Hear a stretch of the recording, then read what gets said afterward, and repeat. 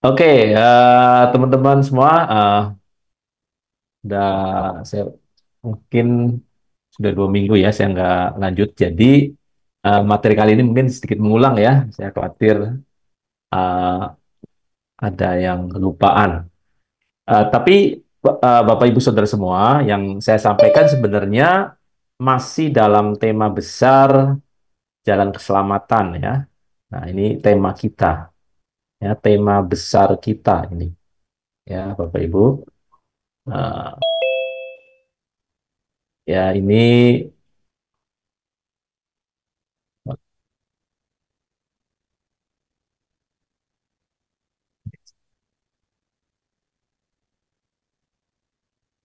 oke.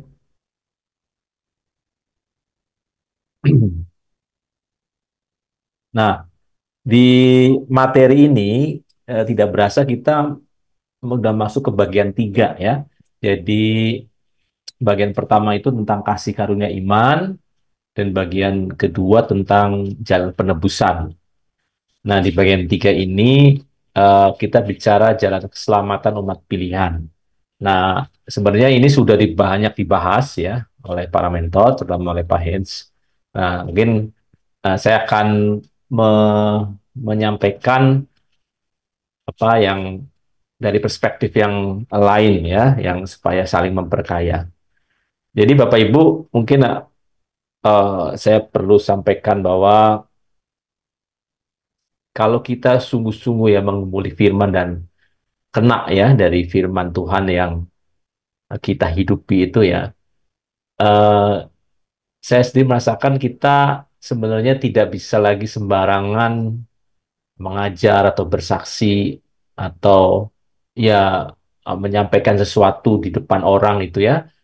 Kalau itu ada sedikit ya embel-embel untuk kepentingan kita sendiri, untuk kemuliaan kita sendiri itu menjadi peka. Jadi kadang-kadang dalam beberapa hal waktu saya bicara ya, terutama di depan umum itu ada suara yang sering ya mengingatkan bahwa kamu berlebihan ya. Kamu ini untuk kepentinganmu sendiri. Ini kamu eh, merasa tersaingi, kamu merasa direndahkan dan seterusnya. Jadi Bapak Ibu, hari akhir-akhir ini ya saya menyampaikan benaran firman itu benar-benar tidak mudah sebenarnya ya. Jadi tidak mudahnya bukan karena saya tidak tahu atau tidak memahami, mendalami apa yang materi apa yang ada ya. Nah, saya memahami benar ya. Tapi ini bedanya kita menyampaikan kebenaran ya firman tentang Tuhan, tentang Allah, tentang spiritualitas dengan mungkin kebenaran ilmu pengetahuan yang lain.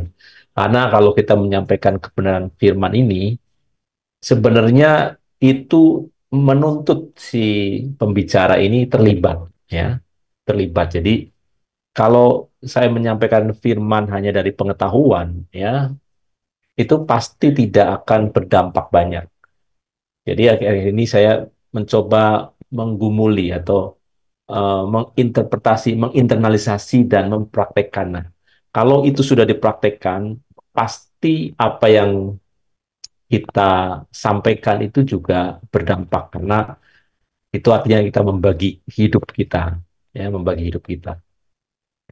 Nah, Bapak Ibu, saudara semua, ya, eh, di bagian ini, ya, itu dasarnya adalah kita harus mengerti yang disebut penebusan dosa, ya, karena pengertian umat pilihan, ya, keselamatan buat umat pilihan tanpa mengerti apa itu eh, dosa, ya, kenapa harus ada umat pilihan, ya, apa yang harus dilalui, ya, kemana. Nah, itu erat kaitannya dengan ini satu satu pokok tentang dosa, karena inilah ya penyebab utama kehidupan yang kita lihat kita jalani sekarang itu sesungguhnya bukan kehidupan yang sebenarnya, kehidupan yang sejak semula Allah rancang. Ya, karena kehadiran dosa di muka bumi ini berubah semua. Tapi, Bapak Ibu, tujuan Tuhan tetap sama, ya. Rancangannya tidak berubah. Dia akan mau menciptakan satu umat, ya, yang bisa berinteraksi penuh dengan dia dirinya. Itu tidak berubah, ya. Walaupun ada dosa masuk, ternyata Bapa di surga punya cara, punya jalan, ya. Nah, makanya eh, kita sebut jalan keselamatan karena apa? Karena keselamatan bukan sesuatu yang instan, kan? Bukan sesuatu yang seketika atau satu tindak apa satu kondisi, ya, selamat karena satu tindakan, ya, karena satu perbuatan. Tapi ini satu jalan, satu perjalanan lah istilahnya, yang menuntut kita untuk aktif, untuk terlibat penuh, ya, untuk setia berjalan di situ sesuai dengan apa yang Tuhan sudah rancangkan, ya, jalan apa yang harus dilalui. Nah, sebelumnya kita mau membahas, ya, 2 minggu yang lalu itu mengenai sebenarnya, ya, peta jalan keselamatan umat pilihan. Nah, materi ini sebenarnya Bapak Ibu, eh, mau saya coba mau me- apa ya mengkonekkan, ya, apa yang sudah kita terima sebelumnya. Jadi satu concern saya sebenarnya Bapak Ibu, materi-materi yang kita terima, ya, benar-benar itu harus kita internalisasi, harus kita renungkan, ya. Kita berpengetahuan banyak tapi hanya sampai sebatas pikiran pengetahuan akan menjadi sia-sia. Nah, ini kenapa begitu? Karena keselamatan yang kita pelajari ini itu bukan satu jalan transaksi, ya. Transaksi artinya kamu melakukan ini maka kamu dapat ini akan selamat, gitu ya. Kamu percaya Yesus kamu akan selamat, atau kamu melakukan hukum ini kamu akan mendapatkan sesuatu, gitu, ya. Bukan seperti itu, ya. Mungkin di agama kepercayaan lain bisa seperti itu, ya. Kalau kita sering mendengar, mungkin sering melihat agama-agama suku, agama-agama mungkin yang dahulu, gitu ya. Itu umatnya atau suku itu, ya, kalau dia melakukan satu ritual, ya, karena ingin menginginkan sesuatu, karena ingin ada imbalan, ya, dari sang pencipta yang dia yakini, ya, sang dewa, sang Allah yang dia yakini. Dia doing something, ya, melakukan sesuatu karena ingin mendapatkan sesuatu, ya. Jadi kalau mau panennya bagus, mau selamat dari bencana dan seterusnya, ya, mau selamat, ya, harus melakukan A, B, C, D, ya. Nah, eh, ternyata keselamatan yang diajarkan oleh Tuhan Yesus itu benar-benar tidak seperti itu rupanya, ya, Bapak Ibu. Benar-benar ini, ya, esensinya mengenai pemulihan hubungan, ya, sebenarnya Bapak Ibu. Pemulihan hubungan antara Allah Sang Pencipta dengan umat, ya, yang diciptakannya. Dan ternyata Allah kita, ya, Allah yang punya tatanan, ya, tidak tidak serta-merta atau tidak main seketika, ya. Kalau mentang-mentang dia Allah yang menciptakan, maka kalau dia mau menyelamatkan, ya sudah langsung aja, eh, ketik itu dia putuskan diselamatkan, selamatkan, ya. Makanya konsep penebusan itu menjadi relevan sekali, ya, karena Allah kita Allah yang punya integritas, Allah yang punya proses, punya tahapan, ya. Sifat-sifat di dalam diri Allah itu tidak mungkin bertentangan.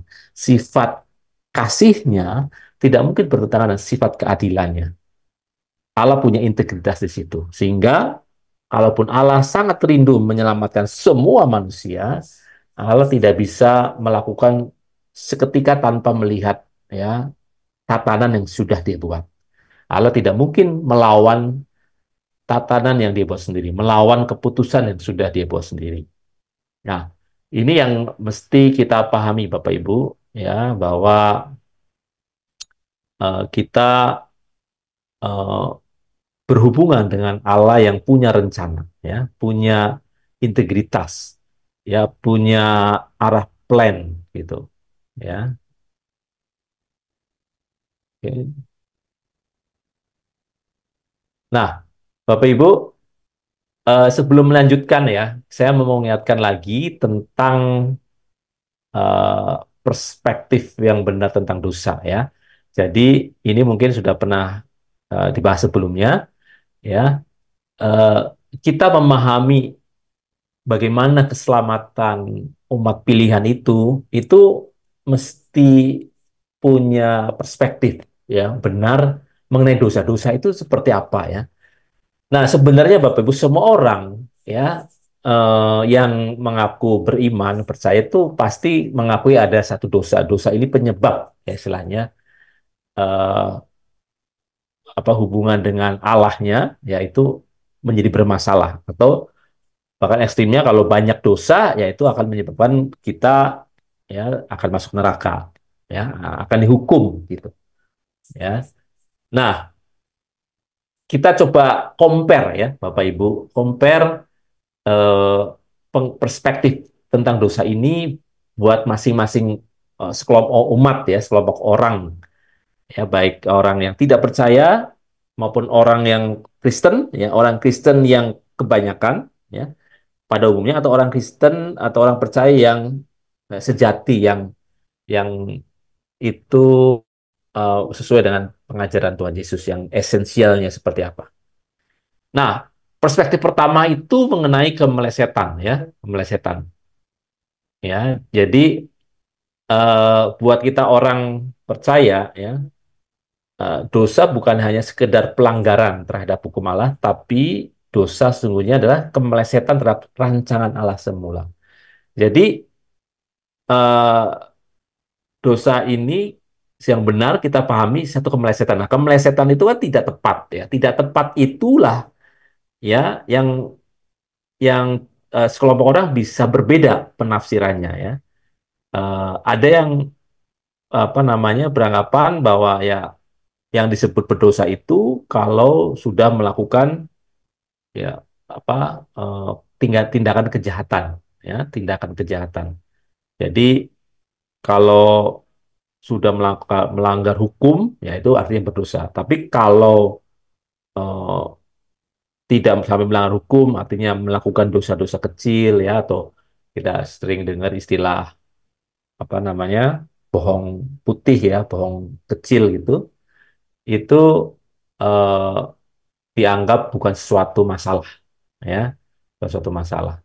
Nah ini eh, artinya apa derajat kemelesetannya yang berbeda ya pandangan derajat kemelesetannya yang berbeda artinya ada yang mungkin yang agama yang lain atau kepercayaan lain itu ya kalau namanya melanggar hukum ya baru itu namanya dosa itu katakanlah derajat kemelesetannya 90 derajat ke atas gitu ya. Tapi buat kita orang percaya ya kalau namanya meleset satu derajat itu juga meleset ya. Nah, ini yang Bapak Ibu eh, mestinya kita pahami sama-sama ya. Kita mesti pahami sama-sama. Nah, buat kebanyakan orang Kristen ya, apa itu dosa? Ya, eh, dari ekstrim tadi ya, bahwa dosa itu apa namanya satu sisi buat orang yang belum percaya mungkin itu perbuatan kejahatan melanggar perintah Allah yang jelas gitu ya, yang eksplisit. Tapi satu sisi namanya kemeleset itu tidak tepat sasaran. Jadi walaupun 1 mili pun bergeser itu namanya tidak eh, apa ya artinya berdosa ya, tidak benar gitu ya. Nah, Bapak Ibu, eh, kalau buat yang umum orang Kristen umum artinya apa? Apa yang disebut kemelesetan itu ya secara umum.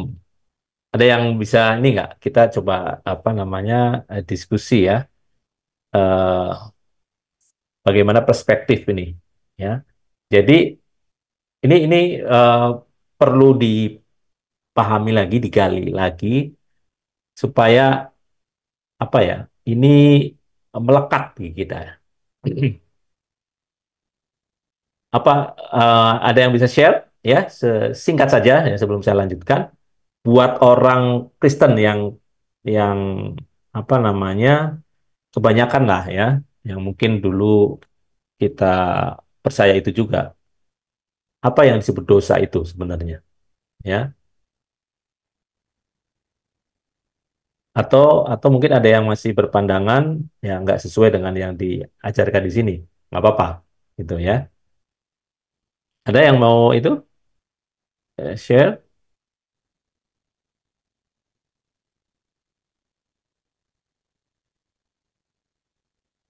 apa yang dibuat orang apa umum gitu ya, apa orang Kristen pada umumnya apa?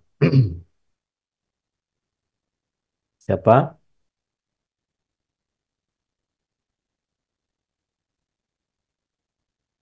Ganti atau siapa nih Dosa kira-kira? itu bisa berarti melanggar firman Tuhan juga bisa, Pak. Ya, melanggar firman Tuhan. Oke. Ya. Dan ujung-ujungnya kan itu terjadi putus hubungan kita dengan Allah, Pak itu. Mm-mm. Nah, pada kebanyakannya melanggar firman Allah itu bentuknya seperti apa? Ya. Nah, dulu saya berpandangan ya, apa namanya, dosa itu adalah ya pelanggaran betul terhadap firman Allah, terhadap ketentuan Allah, tapi itu sudah diselesaikan oleh Tuhan Yesus ya. Jadi sebenarnya eh, istilahnya dosa itu menjadi masa lalu gitu. Ya karena Yesus sudah menebus di kayu salib ya, dosa itu menjadi masa lalu. Jadi eh, apa ya? Dulu saya merasa bahwa ya nggak usah khawatir soal dosa karena sudah ada jalan keluar. Jalan keluarnya ya tinggal minta ampun gitu ya. Tinggal minta ampun aja. Jadi kalau kamu dosa minta ampun udah selesai gitu. Nah, terbatas di situ ya. Eh, dan eh, masih apa ya? Disebut berdosa itu ya kalau benar tadi melanggar firman atau firman Allah yang kelihatan, yang kasat mata gitu ya. Benar nggak? Yang orang tahu lah gitu ya.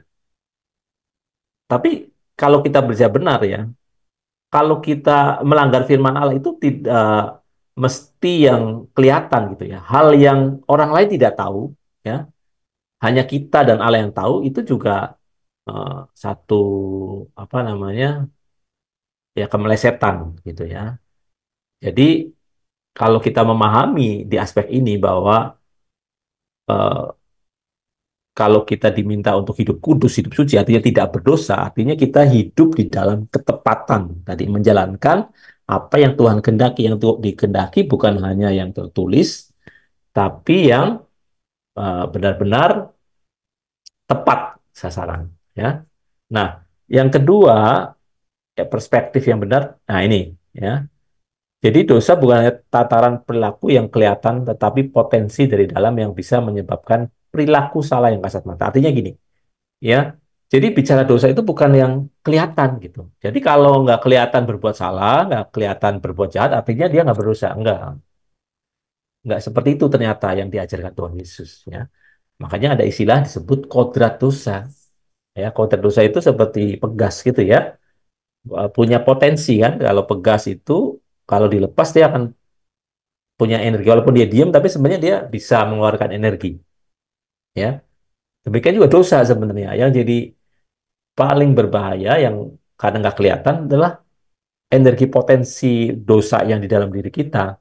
Jadi kalau kita nggak di trigger, nggak ada kondisi tertentu, ya kita kelihatan baik-baik saja. Tapi kalau trigger kita keluar muncul ya. Contoh yang sering kita kasih kan, ya kalau di jalan kita semua baik aman aja, ya semua pengendara tertib kita kelihatan tenang, damai gitu ya. Tapi tiba-tiba ada orang motor yang menyelip, apa, motong jalan. Ya.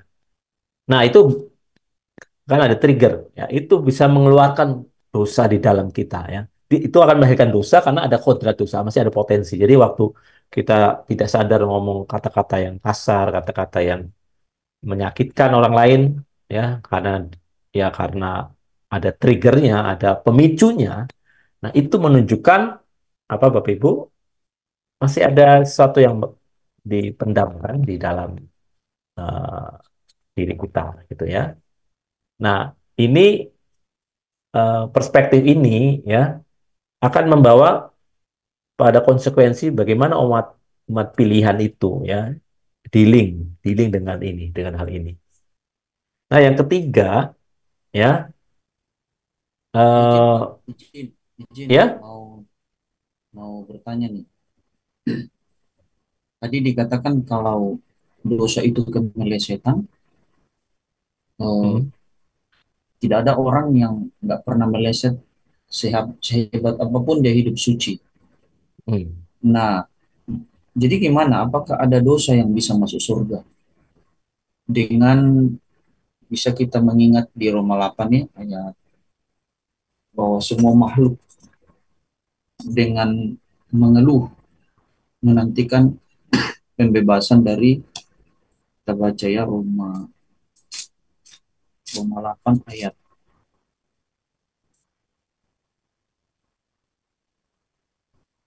hmm, ayat 23 ya. Dan bukan hanya mereka saja, tetapi kita yang telah menerima karunia sulung roh, kita juga mengeluh dalam hati kita sambil menantikan pengangkatan sebagai anak, yaitu pembebasan tubuh kita. Jadi semua makhluk merindukan dibebaskan dari tubuh ini yang disebut tubuh fana. ya yang disebut tubuh fana itu tubuh yang berdosa itu ya tubuh yang kita diambil sendiri yaitu ada kodrat dosa kan. Kodrat dosa inilah yang menyebabkan kita akan selalu punya potensi meleset kan, ya. Jadi eh, se apa ya, sebaik-baiknya kita melawan ini atau mendisiplinkan diri kita untuk taat sama firman Tuhan, selalu ada daya tarik dorongan gitu ya. Eh, jadi apa terlebih buat orang yang nggak percaya, orang percaya pun masih ada dalam pergumulan itu, ya. Nah, eh, tapi hubungannya dengan penebusan itu, ya, akibat dari eh, dosa itu, yang mau dosa sedikit, banyak itu akibatnya fatal, itu akibatnya sendiri sudah ditebus, ya, udah ditebus. Nah, ditebus oleh Tuhan Yesus, jadi ada harga yang sudah dibayarkan, ya. Jadi tidak otomatis impact-nya masuk ke binasaan kekal. Nah, yang kita lakukan sekarang ya eh, bukan lagi mempersoalkan akibat dosa itu, tapi sebenarnya tadi apa namanya ada tanggung jawab dari kita orang-orang yang diselamatkan. Ya, ada tanggung jawabnya bahwa kita berlatih selama di bumi ini adalah mematikan kodrat dosa itu, ya. Jadi ada bagian kita, ya, ada bagian kita kecenderungannya. Akibatnya sendiri sudah diselesaikan, tapi kecenderungannya eh, itu harus dari kita sendiri yang apa namanya punya tanggung jawab, ya. Makanya di poin 3 ini adalah soal tanggung jawab mencapai target, ya. Jadi penyelesaian terhadap dosa bukannya sekedar pengampunan. Pengampunan diampuni selesai, ada di Tuhan Yesus di mati kayu salib selesai, tapi sebenarnya ada tuntutan memenuhi tanggung jawab, ya, orang yang diselamatkan, ya. Di materi sebelumnya kan jelas dosa itu, ya, apa penebusan oleh Tuhan itu kita sebenarnya hutang kepada Sang Penebus, ya, karena kita sebelumnya hutang kepada maut, ya, ya kita harus dibinasakan, ya, kita hutang ke maut, mungkin nggak dibayar saat ini tapi nanti, ya, tapi kita berhutang. Nah, hutang itu dibayar oleh Tuhan Yesus. Nah, kita sekarang berhutang kepada yang menebus kita. Hutangnya apa? Memenuhi tanggung jawab mencapai target. Nah, mungkin tadi yang dimaksud Pak Lepri eh, tentang orang apa namanya orang yang belum percaya, ya, di Roma itu konteksnya yang merindukan apa tuh merindukan pembebasan gitu. Apa tadi fokusnya di mana Pak Repri? Oh iya, maksudnya eh, memang eh, kemelesetan itu tidak akan luput, ya kan, cuma bisa dikurangi dan terus memiliki kesadaran untuk eh, tidak meleset. Ya, Jadi ya seperti tadi, itu adalah itulah utang kita untuk hidup menjadi hamba kebenaran, bukan lagi hamba dosa. ya, betul. Eh, apa namanya? Jadi ini saya lebih menekankan bahwa apa pembebasan kita atau eh, apa namanya ya, pembebasan dari dosa itu nggak cukup, bukan hanya berhenti di kayu salib yang Tuhan Yesus sudah lakukan, ya, tapi itu akan berhenti nanti saat pembebasan tubuh kita itu benar-benar sudah nggak ada dosa, ya, nggak ada yang artinya gini sebenarnya kalau saya ini Pak Lepri ya, saya bisa hubungkan ya, kenapa sih apa Tuhan Yesus kok targetnya sempurna gitu ya. Sempurna itu artinya kita mencapai target yang Tuhan sudah tentukan, ya.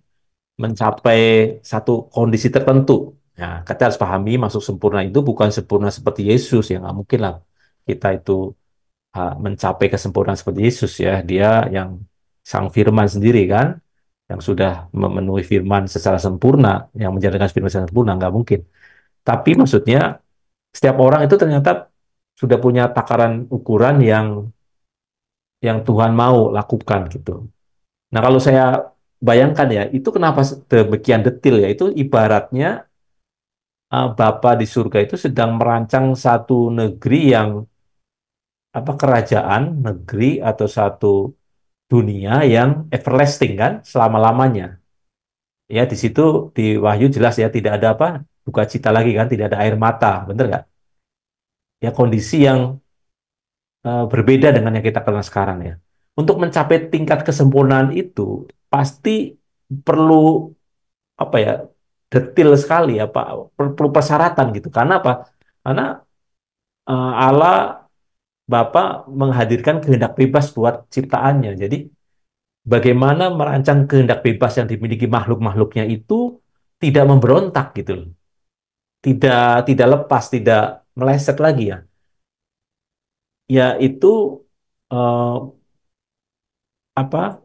Itu yang tuh Bapa ala Bapa pakai kehidupan di bumi ini yang dosa masuk ya hadir gitu ya yang sebenarnya bukan rancangan awal semula tapi Tuhan pakai ya karena Allah itu maha sempurna apa Bapa di surga itu luar biasa dia memakai bumi yang sudah diobrak-abrik oleh iblis ini ya sehingga hadir dosa masuk itu dipakai untuk melatih kita ya menghadapi eh, godaan-godaan seperti itu ya apa penyimpangan-penyimpangan itu melatih. Nah, kalau kita mencapai satu titik berhasil, ya, kita punya kemampuan di situ, ya, itu udah dipastikan nanti kita layak masuk ke dalam kerajaan surga. Itu dalam konteks apa?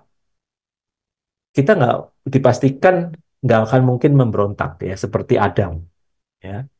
Nah, ini jadi eh, eh, sekali ini saya memahami, oh, memahami sekali kenapa ada tuntutan untuk menjadi sempurna, ya. Tuntutan untuk melepaskan diri pada dunia, tuntutan untuk benar-benar memisahkan, ya. Kudus itu kan dipisahkan, ya. Hagios dipisahkan. Jadi benar-benar harus memisahkan. Nah, memisahkan itu terjadi di bumi ini karena ya ini masih bercampur gitu ya. Bercampur. Jadi kita harus memisahkan dengan kesadaran penuh. Nah, jadi kalau saya apa namanya renungkan dalam-dalam, ya memang menjadi Kristen itu suatu perjalanan menuju kesempurnaan ya. Perjalanan yang tidak mudah kalau kita mau dimuliakan bersama Kristus ya. Di Roma 8:17 itu hanya orang-orang yang mau menderita bersama Kristus yang akan dimuliakan ya. Menderita di sini benar-benar jangan ditafsirkan menderita eh, orang pada umumnya ya, mungkin nggak apa kesulitan ekonomi, penyakit dan seterusnya. Ya ada ya apa namanya kehidupan jasmani yang tidak enak itu hanya menderita. Justru menderita kalau boleh dibilang ya, eh, penderitaan sekarang di zaman kita yang zaman canggih, zaman internet, zaman yang banyak apa duniawinya, kehidupan hedonis ya, kehidupan yang eh, me- menitik beratkan pada kesenangan ya kita menghindari kesenangan itu satu penderitaan itu ya kita tidak mau menyamakan dengan orang-orang sekitar kita itu satu penderitaan jadi penderitaan yang dimaksud di sini itu benar-benar yang sifatnya sangat rohani ya. Bukan penderitaan karena kesalahan kita sendiri ya kalau penderitaan karena kesalahan kita sendiri ya itu kita layak patut mendapatkannya karena apa yang kamu tabur kamu tuai. Tapi sebagai orang Kristen harusnya kita perjuangannya, pergumulannya adalah ini ya eh, menjadi normal di mata Tuhan ya dengan mungkin dianggap tidak normal di mata manusia pada umumnya.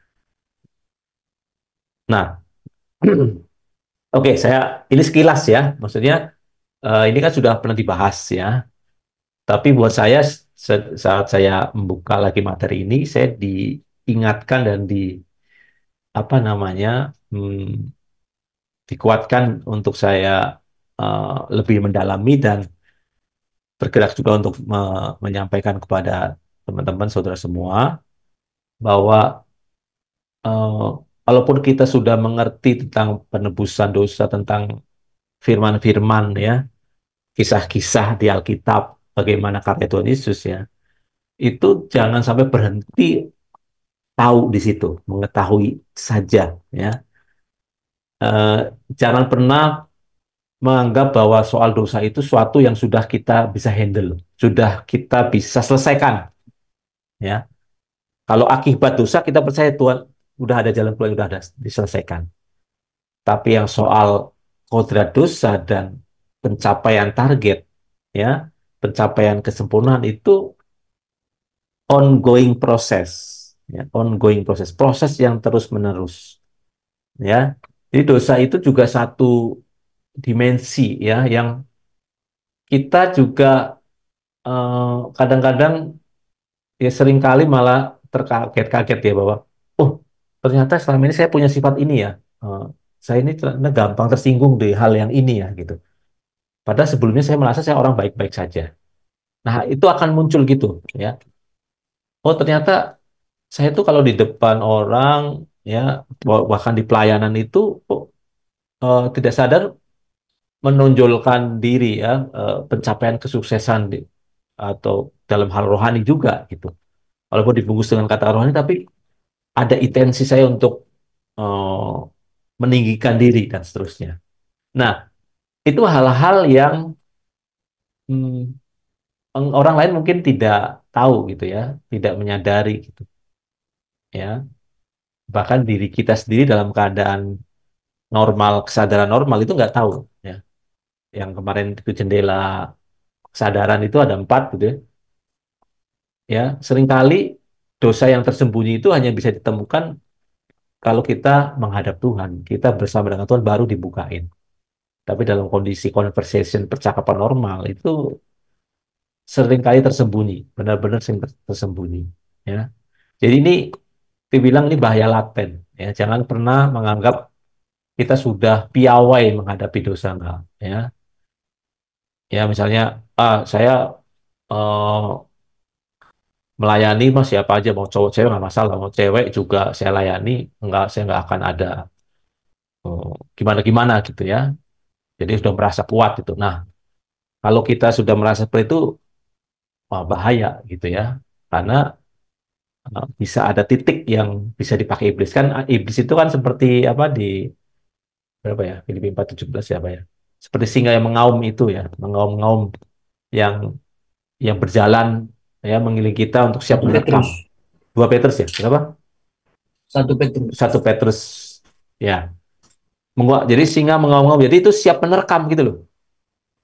Jadi dia eh, nggak bisa langsung menerkam kita kalau kita berjaga-jaga, tapi siap menerkam. Kalau kita punya titik lemah, dia akan menerkam ya.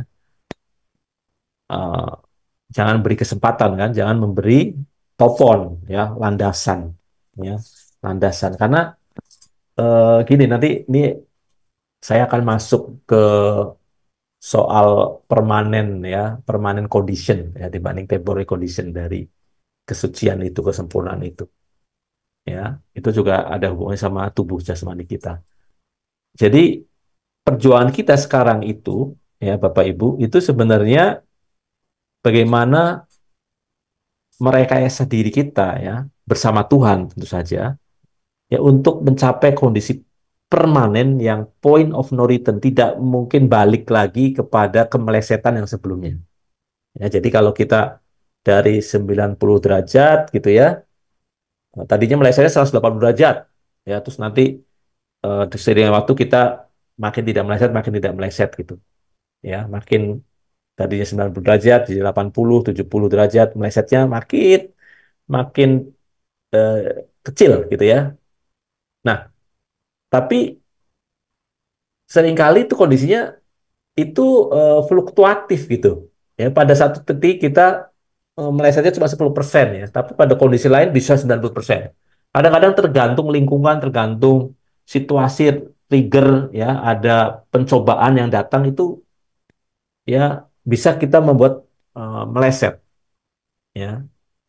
Jadi eh, ada cerita gini, misalnya ada ya ini ada orang yang dekat saya, dia nggak pernah terlibat apa namanya nonton film porno gitu ya. Oh sama sekali nggak gitu.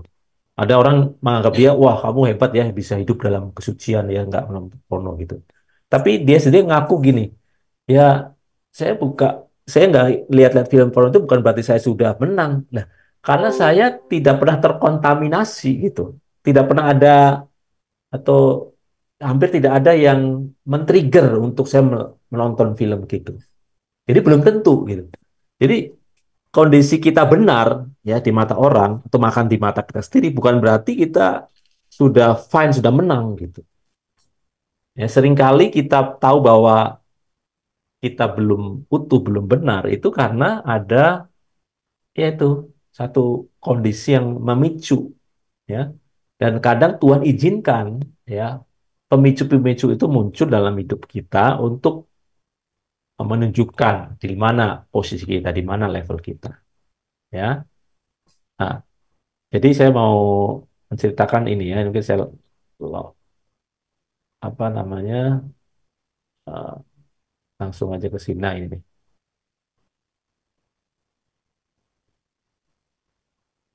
Ini ya. Ini ada namanya pas saya langsung lewatin aja. Ada kalau kita disebut itu ya, ada brain memory sama muscle memory. Ada yang tahu nggak ini istilah ini? Apa yang disebut brain memory sama muscle memory?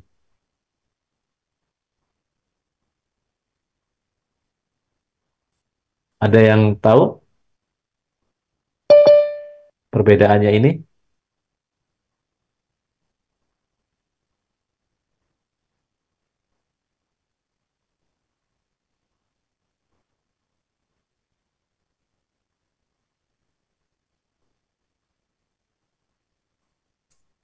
Ada yang pernah dengar nggak istilah ini? Belum pernah dengar ya? Oke. Nah, ini saya ambil ya fenomena di dalam tubuh kita, dalam tubuh fisik kita untuk menggambarkan pergumulan kita melawan dosa ya. Ada? Ada yang tahu?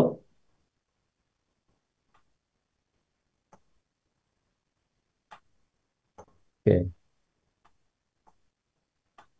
Jadi Bapak Ibu secara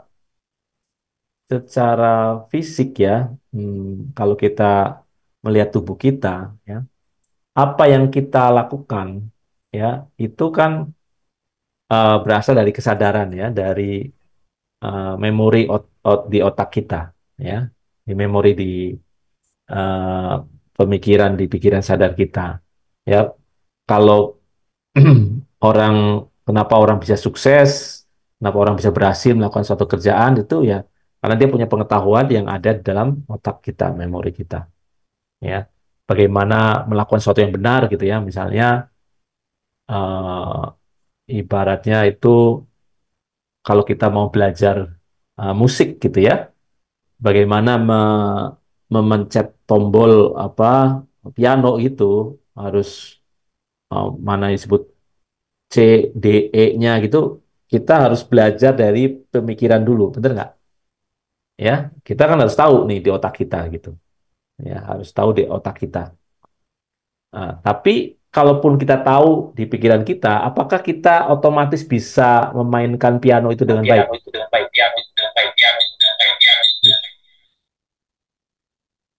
Otomatis nggak Bapak Ibu? Kita tahu nih teori untuk memainkan piano gitu, terus menyanyikan lagu Indonesia Raya gitu misalnya, itu dari C ke D, dari apa apa nada ini ke nada ini, udah tahu nih, udah hafal dan tahu gitu. Apakah otomatis kita bisa memainkan? Tidak otomatis, Tidak Pak. serta merta, Pak. Harus latihan Tidak dulu. serta-merta, ya. Harus Nah, berlatih dulu. berarti ya betul. Jadi brain memory itu memori yang kita ingat ya di otak kita. Tapi itu tidak akan jadi apa-apa kalau belum eh, apa ya menjadi yang disebut muscle memory. Artinya yang melakukan piano itu kan tangan ya, bukan otak kan, betul nggak? Tangan kita kan yang memencet piano gitu ya. Tapi sebenarnya tangan ini diperintahkan oleh otak kita yang sudah belajar gitu. Nah, apa yang kita pelajari itu harus eh, mentransform ya, melekat pada jari-jari kita sehingga jari-jari kita itu seperti punya mata gitu. Ya kadang-kadang kan kita lihat seorang pianis ya piano hebat itu dia memainkan itu sambil apa merem kan sambil tutup mata atau bahkan ada piano apa pianis yang buta kan, betul nggak? Dia buta tapi dia bisa gitu. Dari mana itu kok bisa?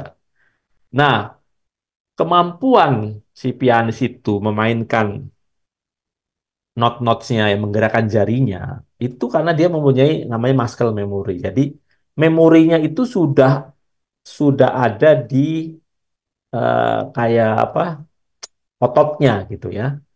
Eh, Kayak punya mata. Jadi otomatis gitu. Dia kayak tanpa usaha gitu. Ya, apa yang dia ketahui di pelajari otaknya itu eh, transfer ya. Nah, jadi kalau brain memory terletak di otak dan menghasilkan hafalan yang teori, ya, muscle memory itu ada di seluruh jaringan otot kita yang menghasilkan refleks otomatis.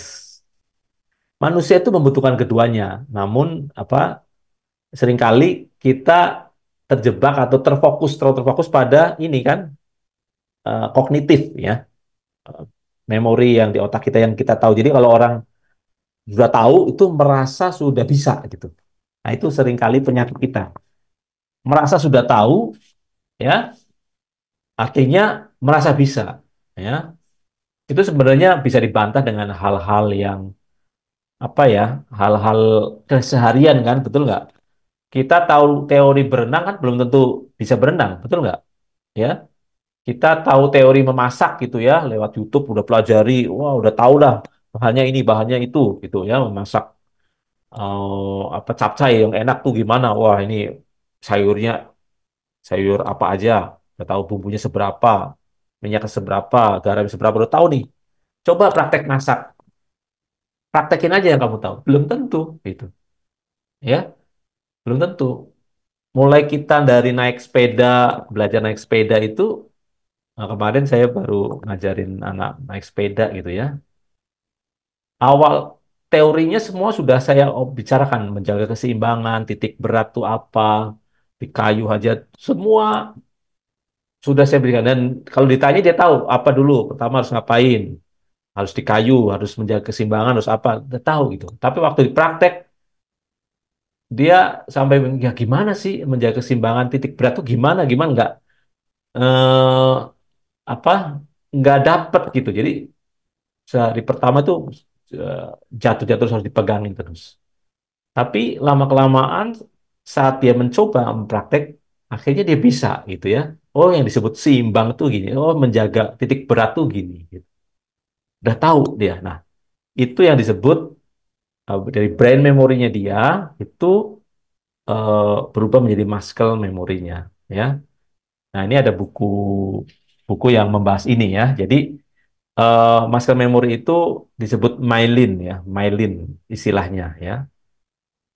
Eh, jadi inilah sebenarnya kekuatan perubahan yang sesungguhnya ya, bukan di knowledge ya, di memori sadar kita, tapi di memori tubuh kita. Jadi apa ya, saya kebenaran kebenaran bahwa firman itu harus menjadi daging dalam diri kita, maka kita bisa berubah permanen menjadi sempurna, itu menjadi sangat masuk akal dan sangat sejalan dengan teori ini yang sudah diakui oleh para ilmuwan ya, bahwa ada namanya myelin ini, muscle memory ini. Ya, itu sebenarnya pembungkus jaringan sel saraf yang membawa sinyal yang sama berulang-ulang. Jadi, sel saraf kita tuh ada yang disebut bagian myelin, itu yang mengantarkan sel-sel saraf secara berulang. Ya, kalau sering informasi diulang dalam myelin kita, itu makin tebal. Ya, kalau makin tebal itu akan makin otomatis dia. Ya, jadi nggak selalu nanya kesadaran kita. Oh, ini gimana gimana, nggak, sudah ada di dalam eh, apa namanya, kebiasaan kita. Ya, jadi eh, kunci tadi yang kalau dari contoh-contoh tadi, bermain musik, berenang, naik sepeda, dan seterusnya, ya adalah kalau kita mau bisa mahir dan otomatis, ya harus caranya gimana? Pengkondisian terus menerus, benar nggak? Terus menerus dilatih itu. Jadi mentransfer memori otak kita ke memori daging kita kan, otot itu kan daging ya. Itu memang nggak ada cara instan gitu, harus terus menerus dilatih gitu ya. Muscle memory kita menjadi apa, brain memory kita menjadi muscle memory yang ada dalam myelin kita, jaringan saraf kita itu harus lewat pembiasaan terus menerus dan seterusnya. Nah, termasuk juga rahasia kita bisa mengalahkan, mematikan dosa ya. Apa yang kita tahu, pengetahuan teologi yang kita tahu itu memang benar-benar nggak ada artinya kalau itu nggak pernah mentransformasi menjadi memori yang ada dalam daging kita gitu. Nggak ada artinya, makanya nggak heran ya kalau ada orang yang berpendidikan tinggi dalam teologi, kelakuannya nggak lebih baik dari orang yang nggak percaya gitu. Itu sekarang menjadi, saya sangat gamblang ya, sangat gamblang. Jadi kalau sebelumnya saya ada pengajaran yang saya tahu dulu bahwa barang siapa orang yang menerima Yesus akan selamat gitu ya, akan menjadi anak-anak Allah ya. Barang siapa menerima Dia itu menjadi anak Allah. Ya ternyata menerima Dia itu bukan menerima Yesus secara kognitif ya, tapi menerima firman ya yang diajarkan Tuhan, yang Tuhan Yesus peragakan ya. Bagaimana firman menjadi daging ya, kalau saya bayangkan dalam teori ini, ya, bagaimana firman yang adalah pengetahuan hikmat Allah, ya kan? Eh, di kesadarannya Allah, ya, kebenaran hikmat itu mentransform masuk menjadi daging ya, menjadi muscle memory kita. Itulah kunci kita bisa menang terhadap dosa gitu. Kita bisa menang eh, apa namanya, untuk mencapai kesempurnaan atau mencapai titik tidak balik itu, ya. Titik tidak balik itu bisa bisa dicapai ya. Nah, ini kan Bapak Ibu kalau perhatikan ya ini satu kondisi tragis ya buat orang Kristen ya. Benar-benar buat saya ya eh, pengajaran yang mengatakan bahwa orang Kristen tuh yang paling enak lah karena ada anugerah ya, sehingga keselamatan itu anugerah. Jadi tanpa usaha jadi ya yang kita lakukan hanya percaya-percaya saja, mengakui ya, tapi tidak pernah memikirkan, memperkarakan yang kamu tahu itu mentransform nggak menjadi daging. Ya, firman yang kamu terima, hikmat kebenaran yang kamu terima itu udah menyatu nggak dengan dagingmu. Nah, itu nggak diperkarakan. Jadi kalau kita melakukan dosa, kesalahan ya itu dianggap hal biasa. Kenapa? Ada jalan keluar. Jalan keluarnya apa? Minta ampun. Gitu. Bukan berarti kalau kita berdosa kita nggak bisa minta ampun ya tetap harus minta ampun, tapi bukan dalam konteks menggampangkan. Atau itu satu jalan aja gitu, jalan apa? Jalan keluar yang nggak membutuhkan perubahan dalam diri kita, hidup kita gitu. Yang penting tinggal minta ampun, nanti kita menjalankan apa gitu ya, menjalankan eh, ritual tertentu selesai gitu ya. Kalau dulu saya pernah mempraktekkan menjelang Paskah ini terutama ya, itu ada eh, pengakuan dosa gitu ya dengan satu seorang eh, apa pemuka rohani gitu ya, seorang gembala, seorang itu ngaku dosa. Nanti setelah ngaku dosa ya si gembala ini memberikan oh kamu apa memberikan denda istilahnya memberikan eh, kamu harus melakukan sesuatu untuk menyelesaikan yang kamu tadi sudah lakukan. Nah, dulu kali kalau saya sudah disuruh melakukan sesuatu ya setelah mengaku dosa saya harus melakukan ABC misalnya doa tertentu atau melakukan apa udah merasa sudah lunas gitu sudah eh, melakukan sesuatu yang menghapuskan itu ya. Nah, eh, kalau sekarang kita melihat bahwa kekristenan itu bukan bicara soal apa yang sudah kamu lakukan atau yang belum gitu ya, tapi mencapai tingkat kesempurnaan itu, tingkat kesucian, tingkat kondisi tidak bisa balik gitu ya, tingkat ketepatan. Nah, bagaimana kita bisa mencapai tingkat ketepatan itu di dalam journey karakter kita ya supaya nggak kayak yoyo gitu ya nggak kayak istilahnya grafik itu naik turun gitu ya kalau kita naik turun itu ya berarti iman kita atau tingkat kerohanian kita masih sangat dipengaruhi faktor luar bukan faktor dalam artinya ya firman itu masih ada di area otak kita ya area kognitif kita belum menjadi daging karena Bapak Ibu kalau sudah menjadi daging ini ya, Pak, dalam pengetahuan lain, pengetahuan tentang misalnya bermain bola, bermain piano dan seterusnya ya, satu skill kemampuan. Ya, kalau sudah jadi muscle memory itu seperti kita tuh nggak ada effort gitu ya, seperti apa namanya sudah ahli di situ ya, dan pasti tidak mungkin balik menjadi tidak bisa, ngerti ya maksudnya?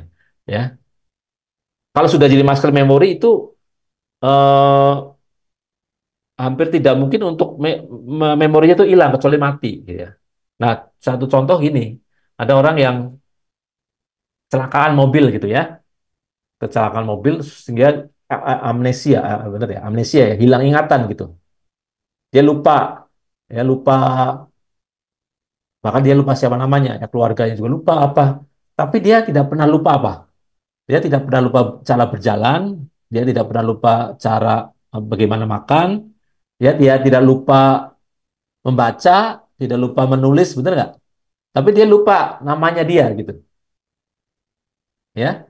Itu karena ya cara membaca, apa berjalan, makan, apa itu sudah menjadi muscle memorinya, ya, menjadi dagingnya dia, ya. Nah, kecuali dia mati, ya ini akan tetap bertahan selama dia hidup, gitu. Nah, ingatan siapa namanya, ingatan siapa keluarganya itu ada di otaknya, gitu, ya, ada di otaknya. Tapi eh, bagaimana dia berperilaku dan seterusnya itu sudah melekat, ya. Nah, ini apa Bapak Ibu, satu apa ya, pemahaman yang harus kita kita benar-benar dalemi gitu, ya, pemahaman ini bahwa menjadi Kristen itu bukan benar-benar bukan soal apa yang harus dilakukan, apa yang tidak, yang sudah saya lakukan atau enggak, ya. Jadi bukan melakukan to-do list gitu loh. Bukan melakukan to-do list, ya, checklist gitu, ya. Sudah melakukan syariat, ada 100 syariat saya lakukan berarti selesai, saya sudah menang, gitu enggak. Tapi mencapai satu tahapan, ya, menjadi being, menjadi to be, bukan to do, gitu. Menjadi being, ya. Menjadi sesuatu yang nggak bisa balik, gitu, ya. Nah, makanya kan di jalan ini, Bapak Ibu, nah ini, ya, sorry.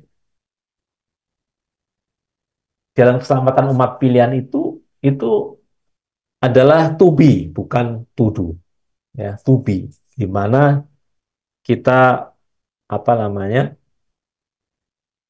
menjadi sesuatu yang eh, mencapai tingkat tertentu yang nggak mungkin balik, gitu, ya, mencapai satu level kemampuan, level kesadaran, level karakter, sifat karakter yang tidak mungkin bisa balik lagi. Artinya tidak bisa balik itu tidak akan berubah walaupun ada pemicunya. Ya, jadi kalau kita disebut sudah menang sebenarnya terhadap satu karakter, satu kemelesetan, ya, satu dosa, kita menang, bisa menjaga lidah, menjaga emosi kita, menjaga dan seterusnya. Itu disebut menang kalau ada pemicu tapi kita tidak tergoda, ya, tidak meleset. Ya. Ada pemicunya tapi kita tetap teguh di karakter yang kita sudah punya. Nah, itulah baru kita disebut menang. Ya, jadi seringkali yang apa namanya, pengertian yang meleset, yang menyesatkan itu kalau kita menang karena Tuhan Yesus menang, ya kan? Kita lebih dari pemenang. Artinya apa? Ya kita menang karena Tuhan Yesus sudah menang. Ya karena kita mengakui dia menang, ya otomatis kita menang. Nah, ini bisa sangat jauh artinya gitu, ya. Karena menang di sini ya kita nggak doing nothing gitu kan, nggak ngapa-ngapain, ya. Kita ngikut aja.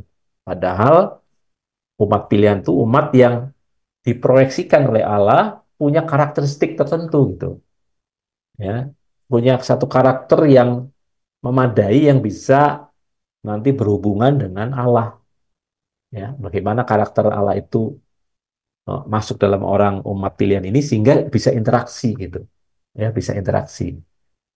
Nah, kan sebelumnya kan dibicarakan kan, ya, bahwa hubungan kita dengan Tuhan itu kan bukan bukan transaksional tapi apa relasional kan, yang Selasa kemarin kan, bukan transaksional tapi relasional. Jadi bukan lagi saya melakukan ini maka kamu senang, saya tidak melakukan ini kamu tidak senang, gitu, ya.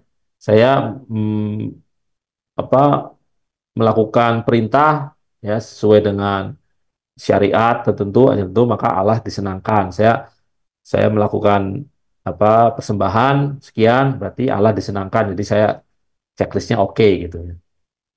Tapi sebenarnya hubungan kita dengan Sang Pencipta itu harus relasional. Karena apa? Kenapa harus relasional? Karena kita umat pilihan. Karena Allah mau berhubungan secara proporsional dengan kita. Ya, itu intinya. Allah mau mentransferkan apa yang dia punya, ya, kepada makhluk ciptaannya. Sehingga kalau ini punya kesamaan, ya dia bisa berelasi. Nah, ini rahasia relasionalnya adalah di sini. Kita tidak mungkin bisa membangun hubungan relasional yang baik dengan Allah kalau kita tidak punya kesamaan-kesamaan. Makin jauh perbedaan kita dengan karakter Allah, ya makin kita tidak bisa relasional.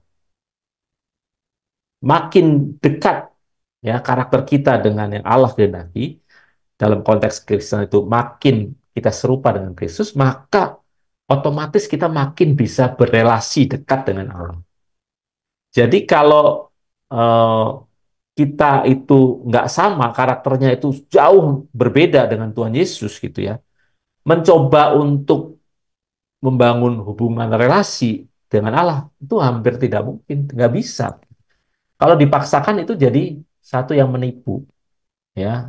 Nah ini kita hidup di zaman yang artifisial gitu ya, yang tampak. Jadi apa ya kenyataannya itu eh, yang disebut kenyataan itu apa yang kita lihat gitu. Tapi sebenarnya itu semu,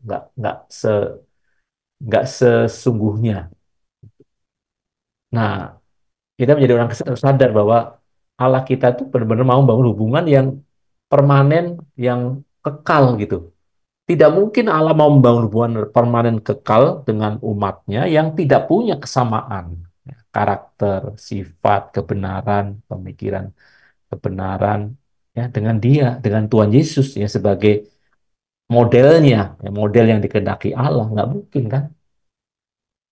Ya, jadi eh,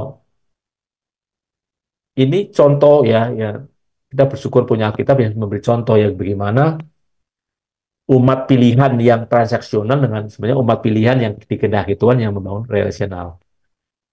Orang Israel di Perjanjian Lama itu hubungannya sebenarnya transaksional atau relasional dengan Bapa, dengan Yahweh-nya. Apa Pak Tadus? Kalau umat Perjanjian Lama itu, kalau dilihat dari, Transaksional. kenapa? Contohnya gimana? Ya, ketika mereka membutuhkan sesuatu, mereka meminta dipenuhi oleh Tuhan dengan syarat mereka taat kepada Tuhan untuk meminta Ya, sesuatu. betul. Ya, jadi eh, mereka disebut bertobat itu kalau apa melakukan syariat ya, perintah ya. Dia taat gitu. Misalnya sebelum meninggalkan Mesir ya taat, ya, melakukan perintah Allah ya dia taat, ya. Tapi tujuannya supaya dia dapat sesuatu, betul nggak? Ya, dia mau keluar dari Mesir kan karena pengen ya bebas kan dari perbudakan, betul kan? Mau punya negara sendiri, betul nggak? Tanah Kanaan karena di Mesir kan dia nggak punya negara sendiri, ya dijajah, ya dia mau ke situ, ya. Jadi ketaatan pada kehendak Allah ya karena melakukan hukum dengan sempurna, karena ingin ada balasannya, ya. Jadi kemuliaannya yang di dalam pikirannya orang Israel itu adalah mencapai tanah Kanaan di bumi, gitu. Benar-benar apa ya dia melakukan perintah-perintah Allah itu ya nggak benar-benar sungguh-sungguh mau membangun hubungan dengan Allah, mau mengenal Allahnya dengan dalam gitu. Tapi karena takut karena atau ingin mendapatkan sesuatu ya yang eh, di dalam hidup mereka kebanyakan kan dalam situasi yang genting saat itu ya, nggak punya negara, banyak musuh gitu ya. Terus mungkin pemenuhan kebutuhan jasmaninya sulit ya. Jadi dia butuh penyelamat nih yang menyelamatkan saya dari kondisi-kondisi jasmani seperti ini. Ya, waktu Musa mengabarkan ada Allah Abraham, Ishak dan Yakub itu yang mau menyelamatkan dia, ya mereka mau gitu. Ya, buktinya bahwa mereka benar-benar sesungguhnya belum percaya benar sama Elohim Yahweh apa? Yang tahu nggak? Dia kan kelihatannya mau apa bertobat mau meninggal Mesir gitu ya, mengikuti hukum Taurat, tapi sebenarnya mereka nggak benar-benar mau mengenal Elohim Yahweh. Itu terjadi karena waktu ya kondisi ini dalam perjalanan mereka mengalami kondisi-kondisi yang sulit, misalnya airnya jadi pahit gitu kan. Nah, waktu eh, tiba di Mara itu yang airnya pahit itu apa yang dilakukan oleh orang Israel? Mereka marah bersungut-sungut. Bersungut-sungut gitu. Bersungut-sungut malah ngomongnya gini ya, lebih parah ya. Apakah kamu Musa kamu mau istilahnya apa menguburkan saya di sini? Emang tidak ada tempat di Mesir untuk menguburkan kami gitu kan? Itu kan artinya dia nggak mengerti maksud Tuhan membawa dia ke Mesir, betul nggak? Ya, eh, dia melakukan ini karena mau enak gitu, mau bebas dari keterbatasan jasmani, sekarang kok malah dapat air yang pahit yang nggak bisa diminum gitu. Mereka marah, ya. Nah, ini contoh apa hubungan umat pilihan, ya, ya dengan Allah penciptanya yang transaksional gitu. Ya karena memang eh, hanya melihat yang kasat mata, yang jasmani gitu ya. Nah, karena itulah Bapak Ibu ya, mengapa Yesus harus datang gitu ya. Kalau terus-terusan gini kan nggak mungkin Allah bisa mencapai tujuannya kan. Kalau berhubungan dengan level umat pilihan seperti orang Israel ya, Allah tidak bisa heart to heart gitu loh. Benar nggak? Hanya sebatas ada perintah kamu lakukan, berarti oke. Kalau melanggar dihukum. Ah, itu bukan hal yang ternyata Elohim Yahweh Allah kita itu inginkan gitu ya. Benar-benar perubahannya itu bukan perubahan tapi transformasi ya. Ya bedanya perubahan sama transformasi ini ya, tahu ya bahwa perubahan kan asal beda ya. Tapi transformasi itu berubah secara esensinya ya, berubah secara kodratnya sehingga tidak bisa balik lagi ya ke asal ya. Jadi kalau air berubah menjadi es batu itu perubahan bukan transformasi karena es batu bisa jadi air lagi gitu ya. Tapi kalau kayu menjadi arang ya itu transformasi itu karena arang nggak bisa jadi kayu lagi ya. Ulat menjadi kupu-kupu itu transformasi gitu ya. Tapi kalau seorang sapi makan jadi gemuk ya itu perubahan aja ya. Kalau dia nggak makan jadi kurus lagi kan. Tapi kalau ulat waktu dia makan terus jadi kepompong jadi kupu-kupu, walaupun kupu-kupunya nggak dikasih makan ya dia nggak mungkin jadi ulat lagi, tetap aja kupu-kupu ya. Sudah nggak bisa balik lagi gitu. Nah, jadi mm, apa kita itu perjalanan orang Kristen itu benar-benar gimana mencapai satu titik yang nggak bisa balik ya. Point of no return itu sebenarnya pergumulan kita itu supaya nggak bisa balik lagi gitu. Nah, untuk bisa memastikan bahwa itu tidak bisa balik, ya ada trigger-trigger, ada apa pemicu-pemicu yang harus kita dapatkan selama perjalanan di bumi ini. Jadi kalau melihat ini ya perspektif ini ya, kalau ada yang menggangguin kita, kenyamanan kita, anggap itu sebagai tes kan, ujian pemicu apakah kita eh, sudah pada posisi point of no return atau masih yoyo, masih grafik naik turun. Nah, sebenarnya belum permanen nih, bisa jatuh gitu. Jadi kalau ada ujian, godaan, ada tantangan, nah itu kita harus bersukacita menyambut dengan gembira dalam satu sudut ya bahwa nah, kita lagi ikut ujian. Ya, gimana ini? Gitu ya. Gimana kita meresponnya? Ya, minimal ya kita harus menang ya terhadap respon ujian kita, bukan bukan menang menyelesaikan masalah, tidak selalu ya. Tapi minimal yang harus kita peroleh menang terhadap respon kita. Respon kita harus menang. Hasil akhir itu eh, tergantung Tuhan ya, memandang baiknya gimana gitu ya. Nah, jadi eh, Bapak Ibu yang ini yang apa namanya perlu kita tahu dari orang Kristen perjalanannya gimana. Nah, salah satunya adalah ya orang Kristen itu mencapai apa kemuliaan itu harus lewat namanya lorong kesempurnaan, jalan kesempurnaan ya. Jadi ini yang apa namanya seringkali kita lupa bahwa Yesus itu berkata, "Akulah jalan," kan? Jalan kebenaran dan hidup. Tidak seorang pun yang datang kepada Bapa kalau tidak melalui aku. Jadi Tuhan Yesus jalan bukan tujuan. Tujuannya sebenarnya siapa? Tujuan sebenarnya Bapak, tujuan sebenarnya Bapa. Bapak. Bapa. Ini yang lupa. Yesus itu jalan, jalan sini hodos, lorong panjang. Artinya ikutin jalan ini. Jadi jalan menuju Bapa itu Yesus itu. Nggak ada jalan lain. Jadi satu-satunya cara orang Kristen yang menghayati kekristenannya adalah menjadi serupa dengan Kristus, menjalani apa yang Tuhan Yesus jalani gitu ya. Tuhan Yesus jalannya, lorong kita harus menyusuri lorong itu, ya, harus menyusuri lorong lorong kesempurnaan itu karena hanya lewat jalan Tuhan Yesus saja yang kita bisa apa namanya eh, mencapai kesempurnaan. Ya, ini yang apa perlu kita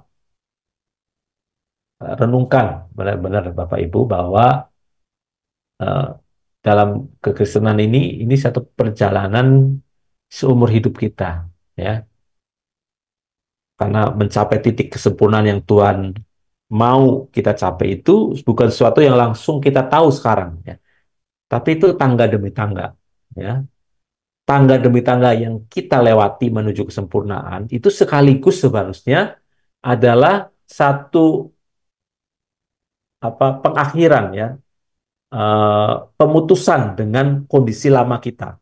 Jadi kalau kita naik tangga, ya, naik level, artinya kita sudah meninggalkan yang lama, nggak boleh turun lagi. Nah, kalau masih naik turun, nah itu sebenarnya kita masih di bawah gitu ya. Sangat kondisional karakter kita. Itu berarti kita belum berjalan di lorong kesempurnaan ini ya, mengikuti jalan jejak Tuhan Yesus. Nah, mungkin itu dulu ya share apa dari saya. Semoga apa yang disampaikan ini benar-benar Bapak Ibu bisa dalami ya. Jadi saya ingin membawa di satu hal ya di Zoom ini ya, mungkin minimal lah ya apa yang kita dapat tadi brain memory kita ya. Jangan dibiarkan ada di atas ini di otak di kognitif kita di ini. Tapi harus turun ya, turun menjadi daging. Ya itulah disebut makan firman itu ya. Kita harus harus mengkondisikan supaya firman yang Tuhan berikan ini yang sudah Allah berikan ini yaitu kita makan supaya menjadi daging. Ya, itu temanya situ kan. Itu jelas kan kebenaran bahwa manusia bukan hidup hanya dari roti saja tapi dari firman Allah. Itu benar-benar benar harafiahnya gitu ya kalau dilihat dari sisi rohani ya. Karena firman itu memang makanan, makanan tadi muscle memory kita ini untuk kita bisa otomatis sempurna, otomatis tepat gitu ya. Nggak meleset lagi. Jadi menjaga supaya tidak meleset itu bukan suatu yang berat artinya kalau kita sudah mencapai ini ya punya memori ya, yang ada di daging kita yaitu firman yang menjadi daging dalam hidup kita. Oke, itu mungkin saya kembalikan Pak Lepri. Thank you.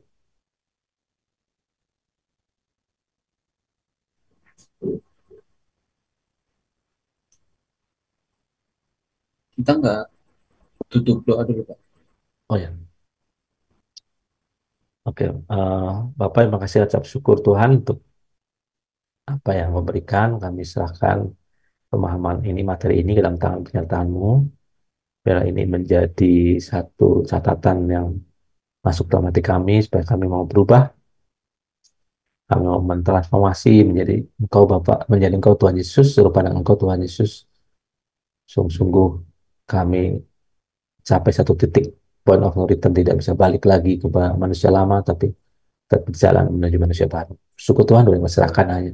Di dalam nama Yesus, Tuhan kami. Amin. Amin.